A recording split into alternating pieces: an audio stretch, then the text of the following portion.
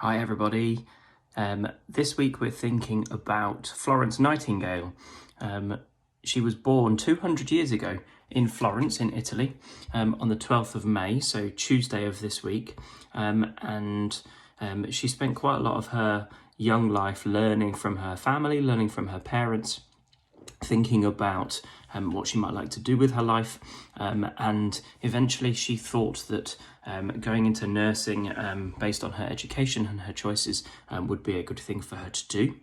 In 1853, the Crimean War started in Turkey, which was a war predominantly between the Ottoman Empire, which is where Turkey is now, and the Russians.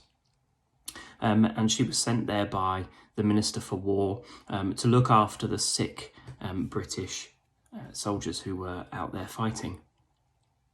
There's a couple of quotes about her from that time.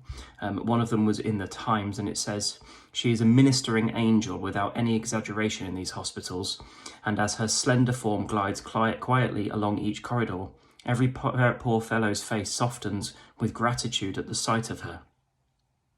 There's also a poem written by Henry Wadsworth Longfellow from 1857 that says, "Lo, in that house of misery, a lady with a lamp I see, pass through the glimmering gloom and flit from room to room." And that phrase, the lady with the lamp, was one of those things that we now associate with her. She was really the foundational philosopher of modern nursing. She was a manager and nursing trainer, and she set up at St Thomas's Hospital in London a nursing school which is now part of King's College London. She's obviously come to the forefront in our thoughts during this coronavirus pandemic, because 7 hospitals have been set up in her name in London and elsewhere. The first one was opened on the 3rd of April in London, and you will have seen, of course, that Captain Tom Moore opened the one in Harrogate as well quite recently.